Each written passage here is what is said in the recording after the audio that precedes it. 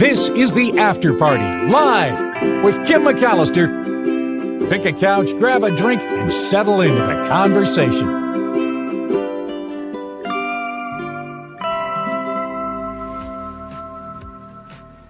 You what? That Mark Thompson show keeps getting pushed later and later and later. But there's so much we had in the show today. So many great guests, from Professor Fracknoy, Dr. Heather Ann Thompson, awesome, no relation to Mark Thompson, to the Mo and Michael, and then Michael Snyder. So it was hard to fit Florida in, but we pulled it off, and now here we are on the After Party Live, and I'm super excited because we have Tim Sika back with us after a brief hiatus, and he's got some movies to share with us. And if you're here wondering what his classic movie recommendation of the week is, you will find out in merely moments. Also looking at this little frog, and we'll do the story after we talk to Tim Sika, but how cute is this little frog? Look at that. It's a golden frog. It was on the brink of extinction. They thought this thing wasn't going to survive. It lives in Panama. It had some weird fungus that spread through the population, and the golden frog is making a comeback. So we'll talk about that a little later. Also, some ancient human footprints uncovered by a storm, and a license plate that I think is really rather momish, was thought to be obscene, and it's being saved as well by the governor of New York. But before we get into all of that, let's dig into some movies. It is At the Movies with Tim Sika. Aloha, how are you? Hi, Kim. How are you? Hi, I'm good. How are you feeling? You doing all right? I'm doing okay. I don't know, I didn't even think I was old enough to get this, but I had kidney stones. Have you ever had kidney stones? I have not, but I have heard that Oh my aside from God. childbirth, they're one of Yeah. the most painful things that can happen to you. I mean, I don't know what it's like bearing a child. I mean, I don't even want to think about that, but Well, really same the idea, squeezing a big thing through a smaller tube. Oh right? I mean, my God. No, yeah. really, the pain is the worst I think I've ever experienced. And I'm actually still recuperating, but at Poor least I'm guy. functional. But that's why I've been away for the last Yeah. week and a half. But I'm functional, and hopefully I'll be coherent enough to tell you about some movies this week. So are they going to do, like, they can do a surgery, but it's not invasive. They can zap it with lasers from the outside of your body and break up those stones, and then boom, it's all over. Yeah, I've heard that. I went to, they did tell me that mine wasn't big enough to at least try that. Okay. So they gave me these other remedies, like Okay. basically I'm drinking water constantly and running to the bathroom on the hour, every hour. And they said that it should pass on its own. And so far, I think the last 2 days I haven't had any pain at all. So I think it's working. Yeah. Hooray! Yay, hooray, right? Like Oh. like people are interested in my ailments. So no. Anyway, yeah, so I think, and they gave me some medication and all that. So I think it's Okay. working. So fingers crossed. Oh, I thank will God. yeah, oh God, yeah, whatever. Oh, I know. We're all getting older. These things happen to us. I but know, it's awful. I'm glad you're on the mend. The good news, though, as you're recovering, lots of movie watching time. And your Yeah, first movie is Scream 7. Screams. I mean, I know my friend Nikki Maduro is going to see this one, whether you like it or not. Oh, I know. I think nothing I say will keep fans of this IP or Scream completists away from Yeah. Scream 7. Which is okay. I did scream all the way through this, but I don't think in the way that the filmmakers intended. I think this is probably the worst and most superfluous of the Scream bunch of movies, which we've been seeing since 1996, for some 30 years now. And with this latest installment, I say enough already, really, despite the fact that I read somewhere where an 8th iteration is in development now, but please God, Oh, stop. Anyway, Lord. okay. So, all right, I'm gonna, yeah, right. Anyway, I'm returning with a bang. For the most obvious in terms of fan service, Kim, and in terms of fan service, it's inarguable that Scream 7 delivers. And probably the one fun thing about this movie is that Neve Campbell, who plays Ghostface's main target, Sydney. I mean, I read somewhere where she got $7 million to be in this movie. David Arquette, even though his character of that bumbling police detective Dewey Riley was killed in the first Scream movie. Don't even ask. Matthew Lillard and Courtney Cox return, reprising their roles from the previous films. Despite all of that, despite that in terms of slasher films, I think Scream 7 boasts a number of creative kills. There's some strong images, maybe one particularly clever kill scene.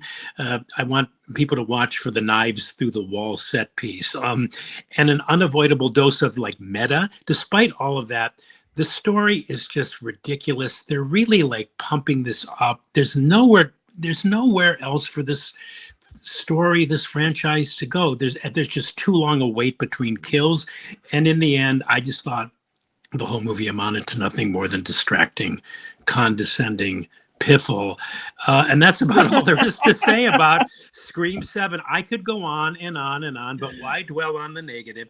It's just not good. And I find it difficult to see how even by this franchise's own standards, anyone involved with the Scream universe could ever really believe deep down inside that Scream 7 is any good. It's just so unnecessary, and it's repetitive, and it's like, show me something new. Like I said, there was one interesting and clever kill sequence that I thought, oh, this is kind of cool, but it's a 2-hour movie that you got to sit through. No, forget it. I say skip it. But fans are going to go anyway, and completists are going to go anyway. Yep. Because it's the thing to do. But I just felt like that was 2 hours of my life I'm never going to get back. I'm just so impressed by you because I've learned this word. Piffle. What? Oh, piffle. Is that a real word? It is a real word. It means to talk or act feebly or futilely, to be squeamish or delicate, to act or talk triflingly or ineffectively. New word for the day. Tim Sika brings us piffle. Okay. All right. Well, when you think of Scream 7 in moving forward, think piffle, because that's what it was. Piffle is nothing but piffle. That's it. Nothing but piffle. All right. So the next movie that you have for us is called Midwinter Break. This looks interesting. Yeah, this is a far more interesting and about as far away as you can get from a movie like Scream 7.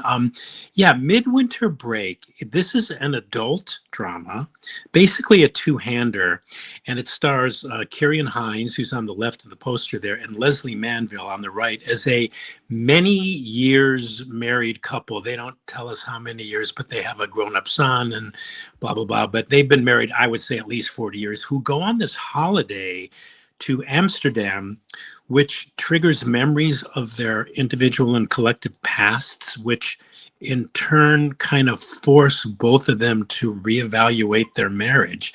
So, this is an odd film. It's a bit of a strange film. It's based on a book, which might help if read, and I've not read the novel, to get deeper inside the issues the movie raises, because the screenplay deals with some important issues, I think.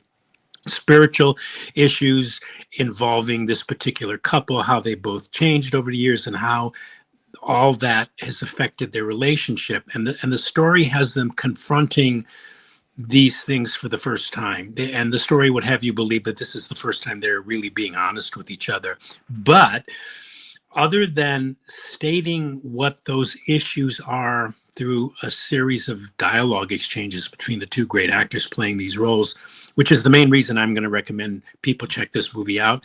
The movie, for some weird reason, it really never goes beyond the surface of those issues. I liked the movie. It's kind of, it's kind of my kind of movie.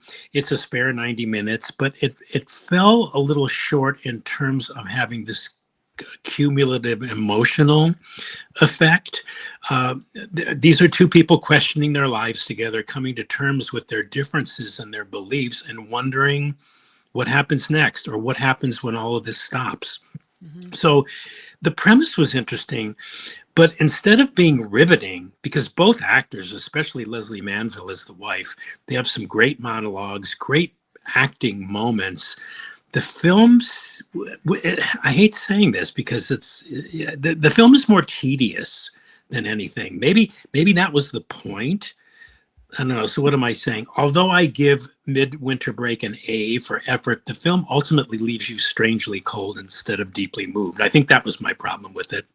And Mm. given the material, that it made no sense to me. So I'm admitting that I may have missed the film's intention, but because this is a refreshingly adult film about a lot of the questions many of us ask, even while young in relationship, because it's superbly acted with some beautiful Amsterdam photography thrown in for good measure, I feel obligated to recommend it as a movie at least worth considering to check out. Mm-hmm. Yeah, it's good. I think I wanted more. You know, I'm sort of recommending it with reservation. It's worth seeing just for these actors who are just, I mean, they elevate the material, but I just don't know how much material is actually there. Who are the actors? Kieran Hines, he's the guy, he's the husband, and then Leslie Manville plays the wife. Both, I think he's Irish and she's English. You know, anyway, they play this many years married couple, and they're very believable and very convincing. It's just, yeah, when it's over, I'm going, really? What? That's it? I don't know. Anyway, I'm recommending it. Yeah, it's interesting. I forget who I was listening to the other day, or where I heard this, that someone was asked how what the trick is to staying married so long and having, a marriage last and not end in divorce. And the celebrity said, the trick is you just stay married. Like you just decide you're going to stay married. Yeah, because you make the commitment, and you're for richer, for richer, for poorer, for better, for worse. Yeah. Because you're always going to go through these moments where, sometimes it's not as rosy as it is other times. And, you just say, all right, we're married, we're doing this, and that's that.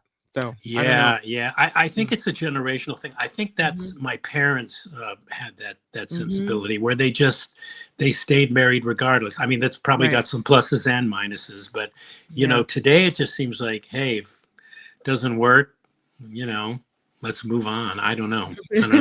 Yeah. Next movie is called 56 Days. It looks like 56 Days of Sexy Times. Well, there's a lot of sex in this one. This is an Amazon Prime murder mystery, and it's an 8-chapter series. Being ill for the last week and a half, I thought, okay, I'm gonna, and it just dropped on Netflix last week. I thought I'm gonna check this one out. It's called 56 Days. It's also based on a book of the same name. And oh God, here I go. I'm going to sound negative, but in the end, after making it through in what a 7-hour runtime, watching this series reminded me of why I generally stay clear of long form television and prefer to just stick to movies. And I'll explain if I can, but 56 Days is a murder mystery that centers upon this intense relationship between this guy and this woman. I don't even remember the actors' names. They weren't stars, but good actors. That their relationship ends in a murder of a person who the police cannot identify because the body of the murdered victim was found in a bathtub completely liquefied. Oh, I know, right? So it's hard. It was a challenge for them to figure this out because there wasn't much left.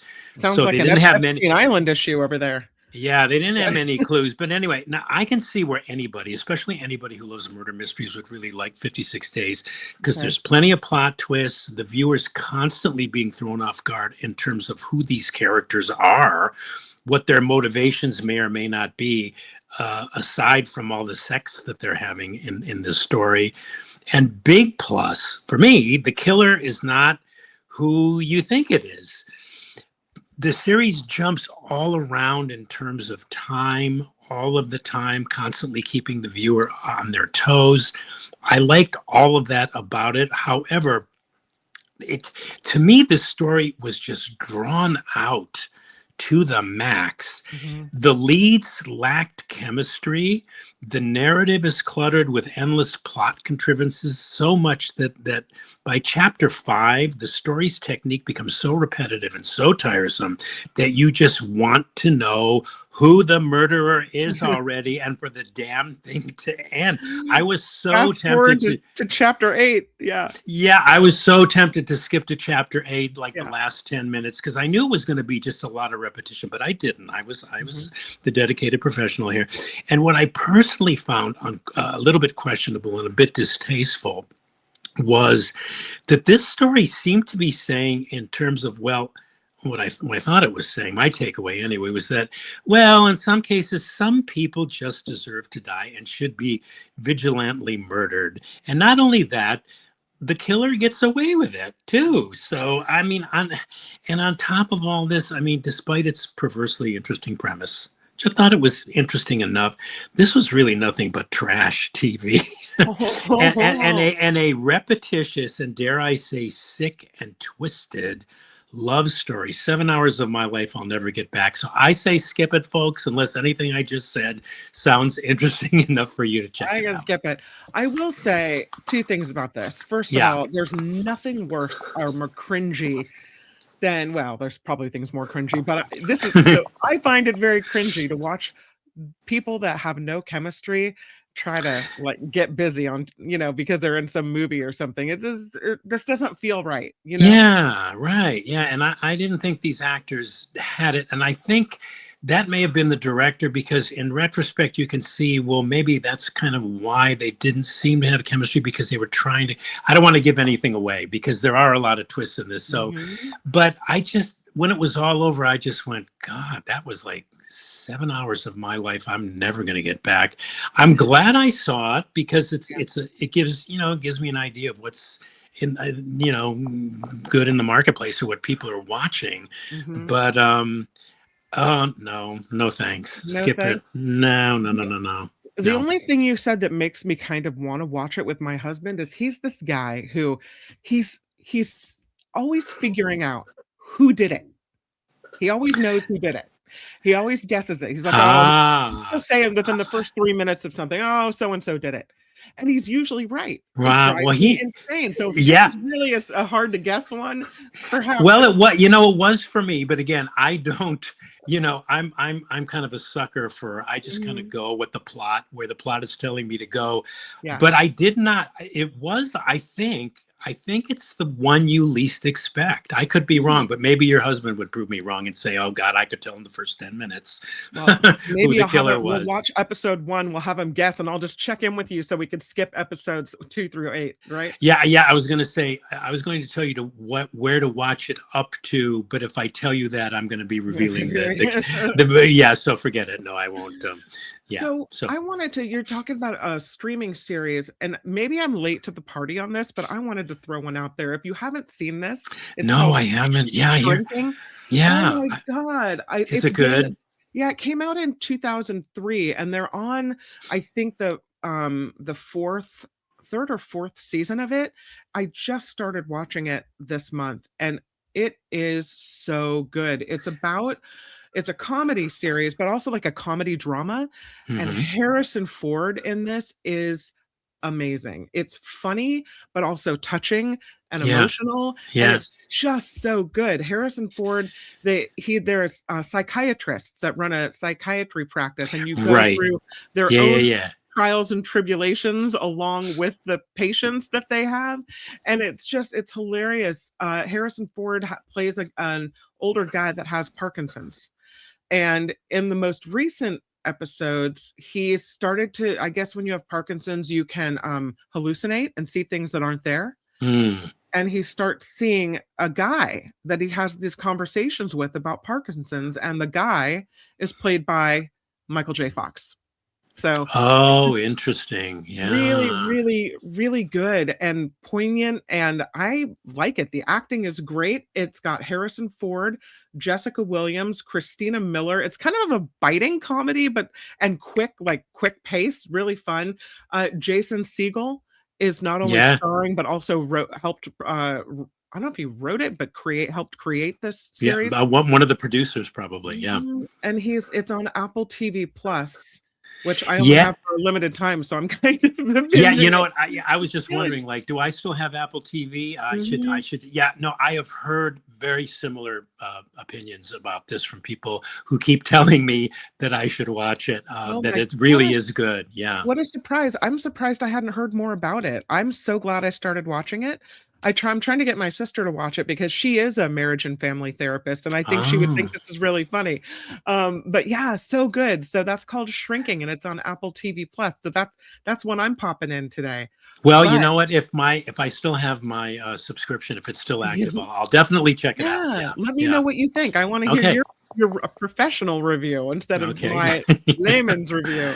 Uh, and your classic movie recommendation of the week is Blood and Blood and Sand. I Yes. have never heard of this movie. Well, there are two reasons why I'm recommending Blood and Sand as this week's classic movie recommendation. The first, because I just happened to revisit it in connection with an interview I was scheduled to do, but mostly because I want to hype this movie as part of the Orinda Theater's 2026 Disney Oh. Restoration Series, which I'll get to in a moment. But first of all, the movie Blood and Sand, 1941. It's now celebrating this year. It's celebrating its 85th anniversary.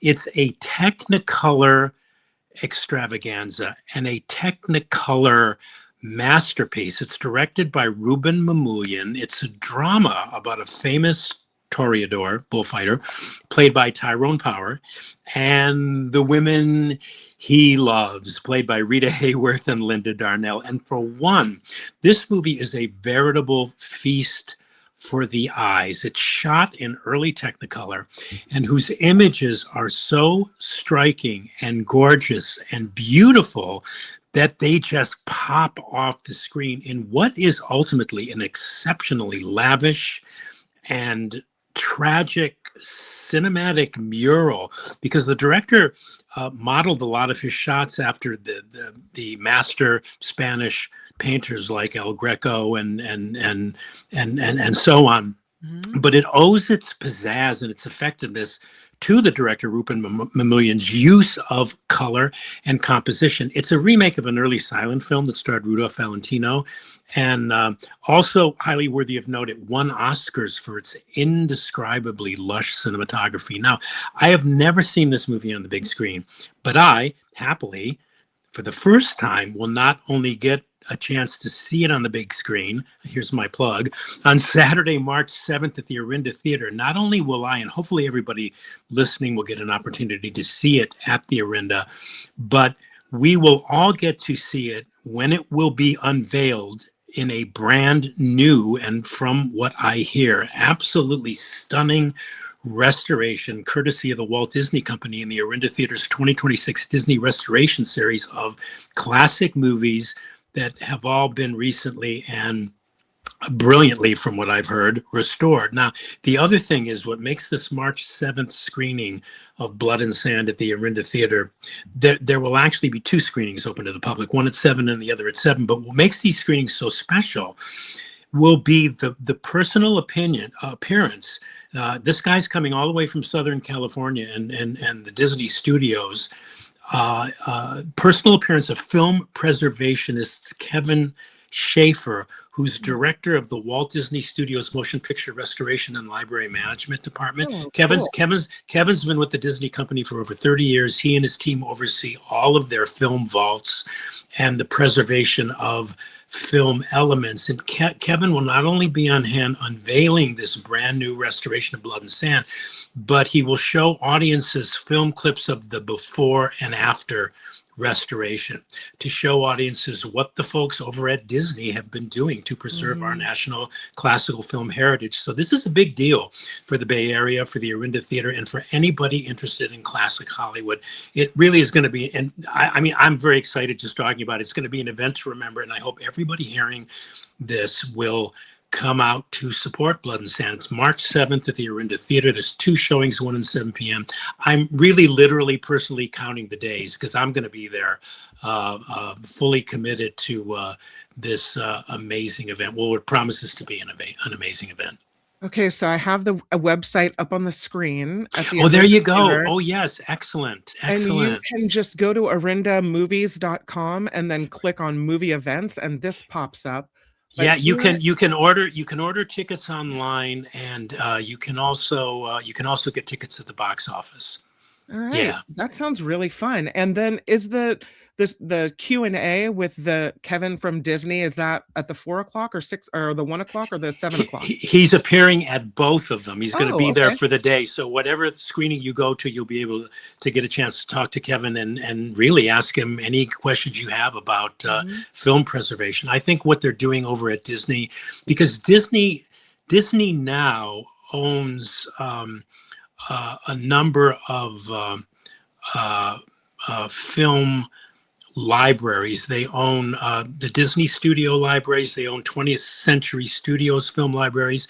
They own the Walt Disney Animation Studios libraries, Selznick International Pictures, and I think ABC Circle Films titles. So it's not just the Disney films that are being restored, but many of these classic, like Blood and Sand. Blood and Sand, I believe. Oh, I should know this. Yeah, I think Blood and Sand is 20th Century Fox. So, and Disney's acquired that Fox's films. So this is part of this major restoration effort that they're doing, and I just think it's amazing because I love classic film above everything.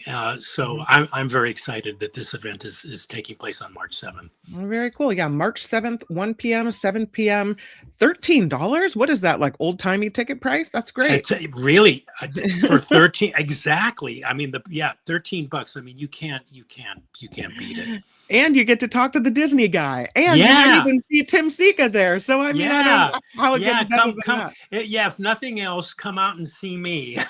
Yeah, and also I have to say it's really nice when you can support a local theater that does things like this. So Yeah, and the Orinda is it's a classic movie palace. That's you walk in there. I was recently there for before I got sick for a screening of My Fair Lady, and I co-presented it along with the programmer there, Matthias Bombal, and the screening was it was amazing. It was part of their widescreen classics program where, this was in the 60s when you would go to a movie, you'd buy a ticket, you'd have a reserved seat. It was like going to a theater. The movie would begin with an overture, as the lights in the theater were, dimming, and then the curtain would open, the movie would start, and then there'd be an intermission with intermission music. Then the movie would continue, and then it would end, and there would be exit music as people were leaving the theater from the film. And they just know how to do it at the Orinda. I'm ashamed to admit I'm just a recent discoverer of what they're doing over there, but I'm going to be supporting what they're doing moving forward as much as I can. John Watson wants us to know you can BART to Orinda. Like it's easy. Yeah, to get there. It's okay. Yep, that's right. I think it's like a block or two from the Orinda stop. So yeah, and it's such a pretty town. It's wonderful. Anyway, yeah. Okay, so there it is, arindamovies.com. Go check it out. Here we have, let's see if I can't stop the sharing of this. I will do your recap. Here it Okay. goes. Here it is. Okay, Scream 7. No. No. The worst of the Scream movies, says Tim Sika. Quote, enough already. Creative kills, you say, but a ridiculous story. It's distracting and it's, quote, condescending piffle. I love that so much. Yes, I screamed, you will scream, we will all scream if we go to see Scream 7. You say it's unnecessary. You go ahead and skip Scream 7. Midwinter Break. You found this movie lacking a little bit. It's this adult drama about an evolving marriage. You said there's some great actors here with some great acting moments, but the movie never really delves below surface issues and is kind of tedious. You gave it an A for effort, but you said it left you cold and unmoved, and it fell short of having an emotional effect. Still, you're recommending Midwinter Break, but with reservation. This streaming series on Amazon Prime, a murder mystery called 56 Days, a sexy murder mystery. You say, listen, there's a lot of plot twists here, aside from all the sex, and the killer's not who you think. It's got some suspense going, but the story, you said, is drawn out and the leads lack chemistry. It's what you say, trash TV, sick and twisted love story, but you can skip it. This is, again, to quote Tim Sika, trash TV. I had a good recommendation for this series on Apple TV called Shrinking. I loved it. I think you will too. Let me know what you think. And Tim's classic movie recommendation of the week from 1941 is Blood and Sand. And you recommend going to see this at the Orinda Theater. OrindaMovies.com is where you can get tickets for the March 7th event, where you can see this classic bullfighting story completely restored, Blood and Sand from 1941. Brilliantly summed up, as usual, Kim McAllister. Well, thank you, Tim Sika. I hope you continue on your mending and healthy. Oh, yeah. Yeah, if I have to crawl, I will be on the show next week. You'll still have me. Yeah. I'll always have you, whenever you want to come. Yeah. Hilo Karen says, wow, if the leads lack chemistry, what's the point? No. Really? Right. Yeah. Come on. Yeah. Uh-huh. On Eileen says, you see that on TCM? Dr. Zhivago, Gone with the Wind, lots of the old classics on TCM. For classic movies. Yes, and I believe I know Gone with the Wind is scheduled. I think they are in the process of they're restoring Gone with the Wind, and I think they've recently just restored Dr. Zhivago as well. But yeah, you can see all those movies on TCM. Absolutely. Okay, yep. Cool. Yep. Yeah, Sal the Shoemaker says, yeah, that Orinda Theater is a stone's throw from BART, so it's super easy to get to. Phineas recommending the Grand Lake in the Oakland's Lakeshore area. Oh yeah, also a great theater, a great old movie palace. Oh yeah. Yeah, we don't have we do have a couple old movie theaters in Petaluma that have been turned into concert venues, really. Mm-hmm. Yeah. But we have one movie theater. And the only reason we have it, because there were a number of years where we didn't have one, and the big, chain movie theater closed down, and we were left with nothing. But there was a group of teenage girls, and they set about fundraising and having this push to have a movie theater in Petaluma, and they were successful. And it's awesome. And there are stars on the ground outside of the movie theater with each of their names embedded into the concrete.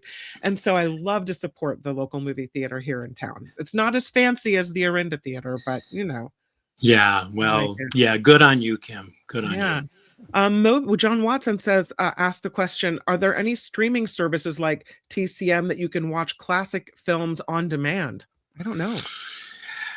I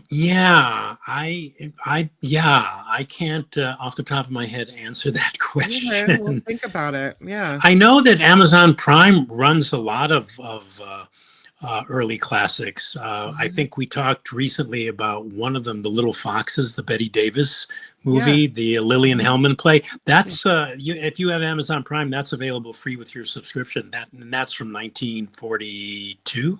41, 42. So and then there's a number of classic films on Amazon Prime. Yeah, free with your membership. Judy says Tubi TV doesn't have Blood and Sand from 41, but they do have the original silent version from 1922 with Rudy Valentino. So there you go. Right. Yeah. So you can see the original.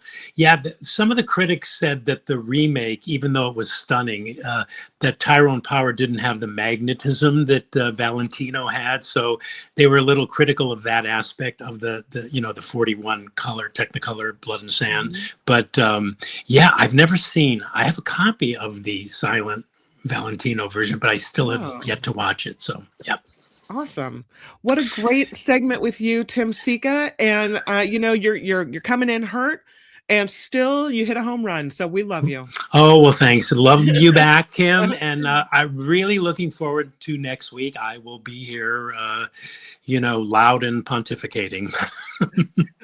bringing some more piffle to the show. More Yeah. piffle to the show. Okay. All right. We'll talk to you then, Sika. Kim. Bye, All right. Tim. Bye, There it is. Kim. At the movies with Tim Sika. It is Fridays at 1:30 p.m. Pacific here on the After Party Live. How lucky am I? Are we, I should say, that we get to visit with Tim Sika every week. I'll pull this, by the way, and leave it as a standalone video. If you're just looking for Tim's Friday movie reviews at the After Party Live channel, you can click on videos and you can see all the movie reviews he's ever done on this show in standalone video form. So we love to have Tim Sika on the show and love to highlight him for that. Lots of love for Tim. Ricky says, thank you. I love, Ricky, how you always pop in afterward and leave a comment on the video that I pull from Tim. Thank you for doing that. Dan saying, thank you, Tim. Love it. Yeah, I'm so glad you guys love Tim like I do. Tim, thanks, Tim, says Liz. Feel better, Tim, says Yvonne. Absolutely. All right. Well, thank you guys. And thank you, Tim Sika, for the wonderful movie segment. How about we get to this little froggy? Look at him. He's really cute. He's from Panama. It is the golden frog. And the golden frog just beat extinction. These frogs are returning to the wild after 17 years, where a deadly fungus almost wiped out this species. It's been touch and go for the Panamanian golden frog. 2 decades, conservationists have been working to save this species. They are finally reintroducing them to the wild. And this is what we need in these times, right? Some good news. A species reintroduced, saved by humans, and thriving once again. Reintroduced to the tropical ecosystem in Panama.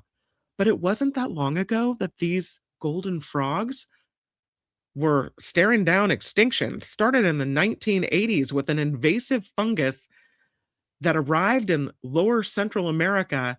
The spores spread throughout Panama. The fungal spores could travel through water. And because these golden frogs live close to streams only, that's where they hang out, they encountered the fungus. By the way, this fungus doesn't transmit to humans, allegedly, but it is devastating to amphibians like this golden frog. It infects the skin of the amphibian, the fungus disrupting the body's electrolytes, and it's a disease called chytridiomycosis. And then before long, the frog's salt and water imbalances result in heart failure and death. And the crisis reached Panama's last concentrated population of golden frogs in 2004. By 2009, they had completely disappeared from this region. There weren't any. They weren't extinct just yet, though. There were wildlife biologists at the Smithsonian affiliated Panama Amphibian Rescue and Conservation Project, also shortened up to PARC. And for years now, they have been working to breed golden frogs and a related species in these controlled facilities. So they were lab populations, and finally, they have been deemed stable enough in the lab to move to the next stage. PARC saying, we provide care for some of the most endangered amphibians in Panama. Now we're entering a new phase of our work to study the science of rewilding. So back they go, back to the river's banks. The fungus, by the way, still exists in multiple regions around Panama, and it still is a problem for these frogs. I have a nephew that calls frogs froggy logs. It's still a problem for these froggy logs. The researchers estimate about 70 of the 100 golden frogs died from the disease during the initial 12-week soft release. So many of the surviving frogs were eventually rewilded, the new data allowing conservationists to better understand how this disease works.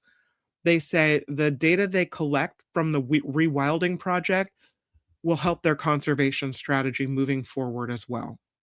That there may be release sites they can select where they'll be more suitable for the frogs, but too hot for the fungus. So they're working to figure out where those best release sites are. And they have a really good track record, I should say. Last year, they released 3 other frog species back to their habitats: the crowned tree frog, Pratt's rocket frog, and the lemur leaf frog. So they're doing some really good work. Really, really good work. Again, it's the Panama Amphibian Rescue and Conservation Project, also called PARC, affiliated with the Smithsonian. Welcome back, Golden Frog. The the license plate you see on the screen before you has been saved by New York's Governor Kathy Hochul. You see what it says? Pee before we go. It's really rather a mom-like message, right? Pee before we go. It's what you say as you leave the house. Everybody pee before we go, right? Yeah, well, apparently it was deemed inappropriate by the Department of Motor Vehicles in New York. New York State Department of Motor Vehicles telling this man, Seth, who has had this for years, that it was found to be in violation of the department's regulations. Their rules prohibit vanity plates bearing messages that could be construed as derogatory, contemptuous, degrading, disrespectful, or inflammatory. I don't know how pee before we go is any of those things, but he didn't either. And he said his plate did not qualify. He said derogatory, contemptuous, degrading, disrespectful. In all my years as a parent and now a grandparent, the worst I've gotten has been a gentle roll of the eyes from my kids and grandkids. He wrote it on social media. He joked around. I'm going to run for governor as an independent. My campaign pledge, quite simply, is a pee on every plate, knowing that if the state can come for my license plate, they can come for yours. Eventually, it became such a controversy in New York that Governor Kathy Hochul gets involved in all of this. She posted a video to social media showing her phone conversation with Seth Bykofsky, and she praised the plate as an important lesson. She said, "We're going to get it back for you. I think everybody should be reminded to pee before you go," said Governor Hochul. "I have kids and grandkids, and I support the effort wholeheartedly." And so Mr. Bykofsky says he is satisfied with the outcome of all of this. Here's his quote. "In light of Governor Kathy Hochul restoring full rights and privileges to the pee before we go, I am officially suspending my campaign for governor of the great state of New York. Thank you to all who supported this bold endeavor, both on half of the silly and absurd and in advance of our First Amendment right to freedom of expression." What a fight for pee before we go. You know, his family's like, "Oh, Grandpa, really? Can you just have a regular license plate? Pee before we go." Well, it's still rolling around there in New York, so that's okay. He's got it. Did want to follow up on a story that we had a little while ago about Sam the toucan. He was flying free in Lost Wages, also known as Las Vegas. And he has now been safely captured, but he was on the run, on the lam for months in Las Vegas. Since November of 2025, as a matter of fact. And now Sam has been safely captured after flying into someone's garage. Southwest Exotic Avian Rescue had been looking for Sam Toucan for months, but he flew into a garage on Wednesday. The homeowners recognized him from the news and they called the rescue group. Rescue group comes and they took him directly to the vet for assessment and treatment. They said his beak is a little beat up and he's got some missing patches of feathers. You could tell he's had some run-ins with things in Las Vegas. The tip of his beak is chipped right off. So he's got some stories in that little bird brain, they said. But otherwise, he's in remarkably good health for having been on his own since November. And especially since these birds come from very humid areas and they require very specific care. They said just trying to give them tap water can kill them because they can build up iron in their systems. So this bird needs a lot of things that we don't necessarily have here in the wild. And that's kind of scary. So they said we need to band together, get him safe, get him where the things are that he needs to survive and thrive. So Sam Toucan will stay in quarantine for the time being until they can get results of blood work and other test results back to make sure he's in good health. And then maybe they want to secure his habitat a little better. But he's been rescued and he's back where he needs to be. I have this animal story that these, you know what? I'm telling you guys, the stories like this just make me say absolutely not. There are places in the world where I just don't think I could live. And you open the bathroom door and you see something, oops, like this. Let's see if I can make this bigger.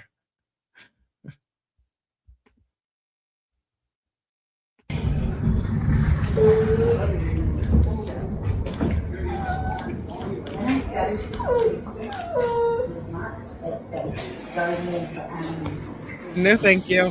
It's a midnight bathroom snake. Huge. Look at that guy. Whoever is filming is very, very brave, because would you check that out? It's a large python that ended up in someone's bathroom in the middle of the night. Imagine opening the bathroom door and hello, that's what you see. They're lucky they didn't step on it. Of course, this happened in Australia. A beautiful place. I love the Australians. How you guys deal with the creepy crawlers that live in your area, I don't know.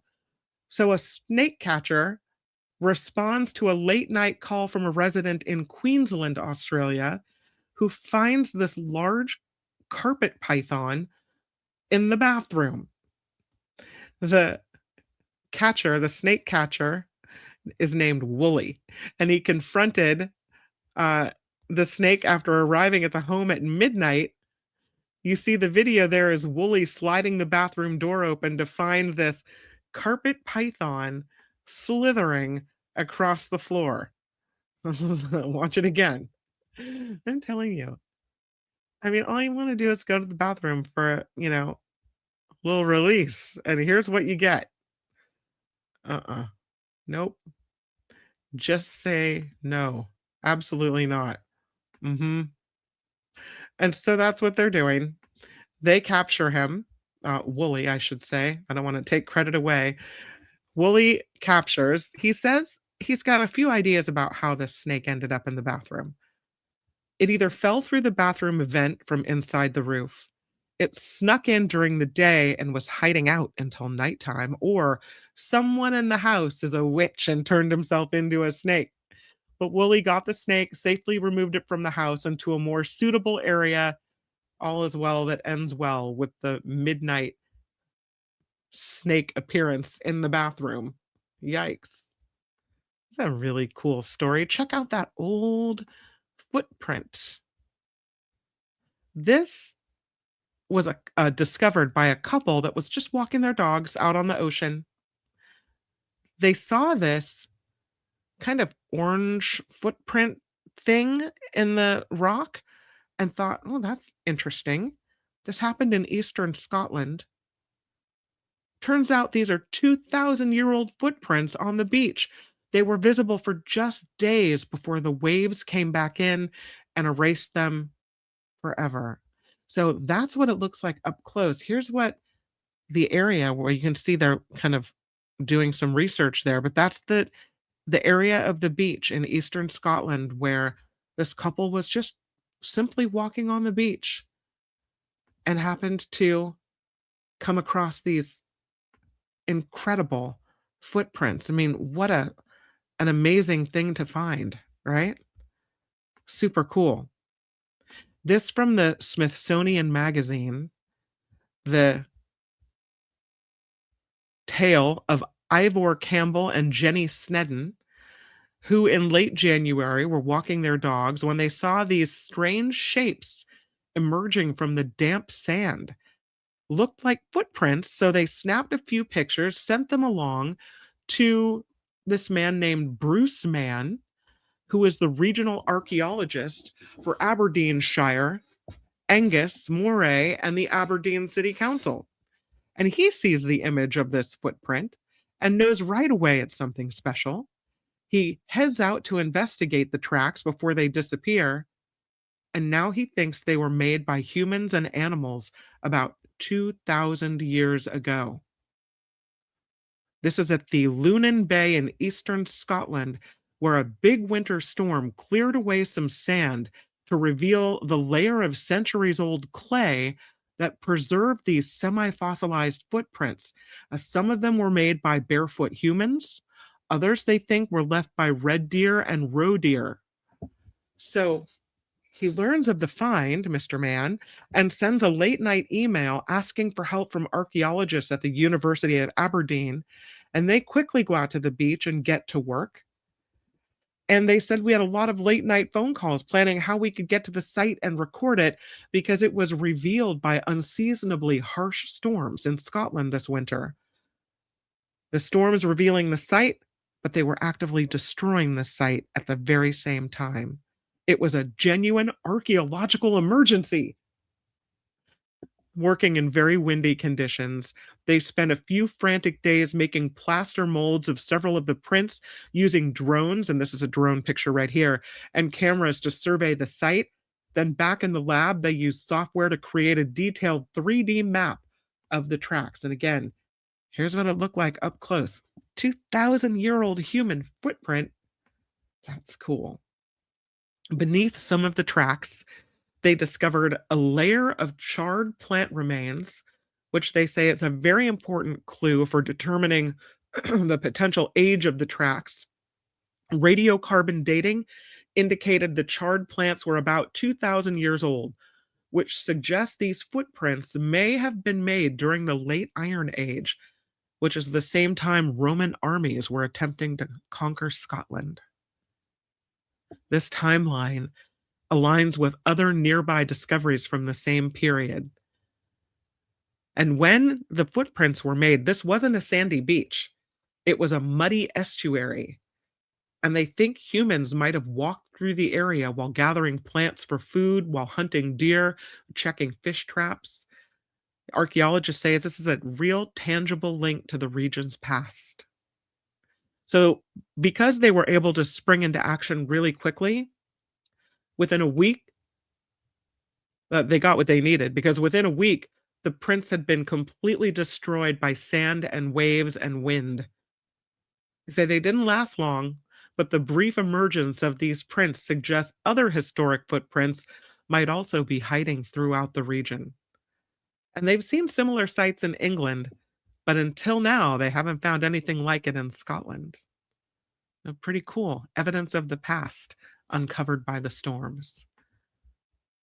Pretty cool. I know we're short on time, but I could do a story about Rembrandt, but I'll do this one instead. It's a good way to end for a Friday, right? Let's do a little lotto of the day. This man in Maryland, feeling a little hungry around lunchtime, decides he's going to stop off for lunch. And while he's at the Wawa store on Pulaski Highway in Maryland to buy a meatball sub on his lunch break, he also visited the store's lottery vending machine, and he spent $30 on a 200 times the cash ticket. And before he goes back to work, he does a little scratch and discovers he just won $50,000. He said, I kept saying, is this real? He claimed his prize, said he had a strong feeling the ticket was going to be lucky. He said, I knew it was coming. Wawa winner. He's going to use his winnings to help his family, which is lovely. But that's not bad. $50,000 on your lunch break. We'll take it. That is beautiful. I don't know. Someday, you guys, someday our ship might be coming in. We'll keep hoping. Fingers crossed. The California lottery, no one's won in a while, and the jackpot keeps going up and up. I mean, realistically, not that we're winning, but you never know, right? Thank you to the most recent contributors to the After Party Live PayPal, and that includes Susan D., Robin F., Jennifer L., Heather K., and Lee S. You guys are awesome, and I so appreciate you supporting this show. Really, really amazing that you are moved enough to support the After Party Live and keep it going. And I thank you, thank you, thank you. Got another lovely email from Julie. Got some great story ideas for next week from teacher Lori. So thank you for the messages. So appreciate everything. I'll take away the lotto of the day. And I hope you have a really good weekend. Oh, I have this guy here too. Layer upon layer. There it is. Thank you guys for being here. Please go out, make it the best weekend you can. I will tell you, my daughter is in Tampa, Florida for a television broadcasting competition. High school paid for her to go. So this is pretty amazing. I'll bring you news of whether she wins the competitions and how Petaluma High School does next week, along with Jake's jingle for Zellman's Mints. So a lot is coming. But between now and when we meet again on Monday at 11 a.m., make it the very best weekend. Bye, everybody. The After Party Live would like to thank the following contributors and viewers like you.